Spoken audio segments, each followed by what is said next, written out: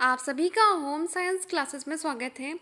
आज का हमारा नेक्स्ट टॉपिक है एस्फेसिया, ठीक है, जिसे श्वास रोध भी कहते हैं हिंदी में, ठीक है। तो ये हमारा यूपी पीजीटी का नेक्स्ट टॉपिक है। इससे पहले बहुत सारा टॉपिक आपको कवर करा दिया गया, अभी तक आपने नहीं देखा तो आप प्ले लिस्ट में जाकर देख सकते हैं।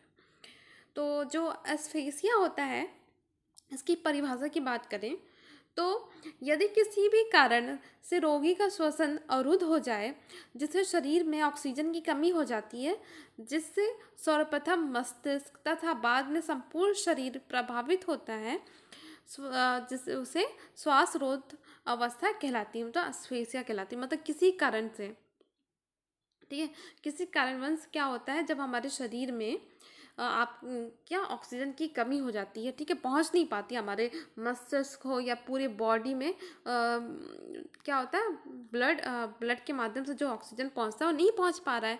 इससे पहले हमने क्या पढ़ा था, हाइपोक्सिया, ठीक है, हाइपोक्सिया पढ़ा था, फिर अनोक्सिया।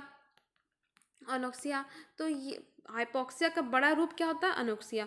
अनोक्सिया का जो बड़ा रूप होता है वो होता है एस्फेसिया, ठीक है।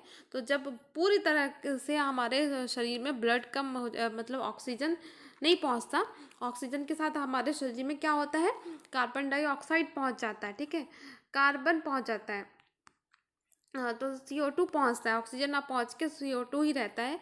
जैसे कि हम सांस लेते हैं, जब हम सांस लेते हैं तो लंग्स में जाता है, तो लंग्स से क्या होता है, हमारा RBC और CO2 यहाँ से, जो RBC में जो हीमोग्लोबिन होता है, ठीक है, हीमोग्लोबिन CO2 उठाता है और पूरे सेल में, पूरी कोशिकाओं में क्या करता है, ऑक्सीजन देता है। और वहाँ से क्या आता है, सेल से हमारा क्या करता है, CO2 उठाता है, कार्बन डाइऑक्साइड उठाकर वापस हमारे जहाँ लंग्स में, जहाँ पे हमारा वायु कोश होता है ना, जहाँ पे वायु इकट्ठा होता है, वहाँ पे उसको दे देता है कि लो अपना CO2, ठीक है, हमने वहाँ से वापस लाके CO2 देता है।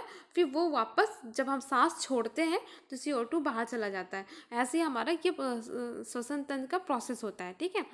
आता है तो ऑक्सीजन है और छोड़ने में कार्बन डाइऑक्साइड बाहर जाता है, ठीक।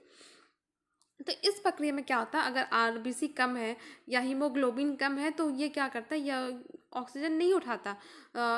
और तो जब किसी भी कारण से हमें कोई भी प्रॉब्लम होती है, जब ऑक्सीजन नहीं उठा पाता, तो वो पूरे बॉडी में, पूरे सेल्स में हमारे ऑक्सीजन नहीं पहुंचाता, वहाँ से कार्बन डाइऑक्साइड नहीं लेकर आता।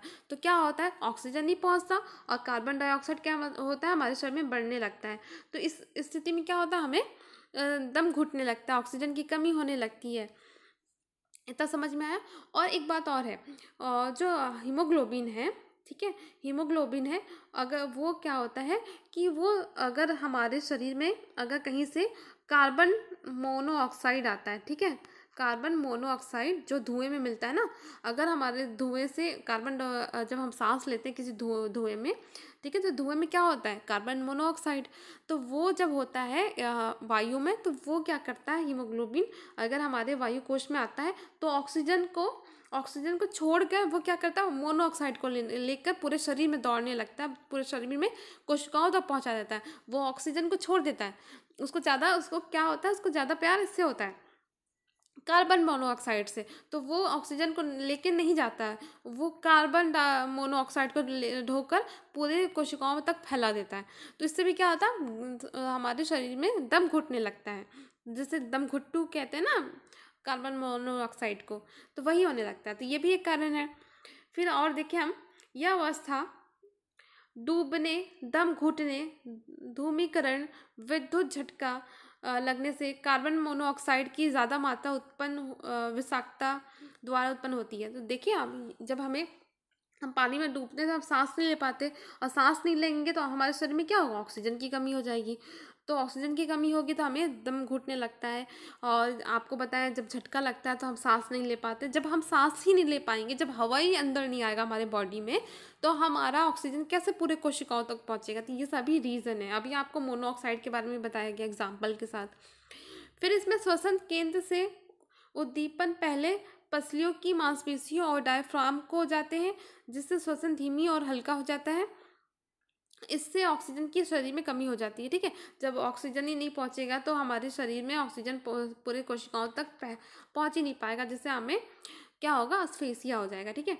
अस्फेसिया और अनोक्सिया सारे हमें रोग हो जाते हैं। अब इसके कुछ लक्षण चिन्ह हैं, आप देखिए कौन कौन से। तो क्या होता है इसमें, ऑक्सीजन की रक्त में कमी होना। तो जब ऑक्सीजन हमें नहीं मिल रहा है तो हमारे रक्त में भी ऑक्सीजन नहीं आएगा, ठीक है। रक्त में नहीं आएगा तो आरबीसी क्या करेगा, या हीमोग्लोबिन कहें, ये हमारे सेल तक नहीं पहुंचा पाएगा, ठीक है। शरीर का नीला पड़ना, तो शरीर क्या होता है, नीला पड़ने लगता है।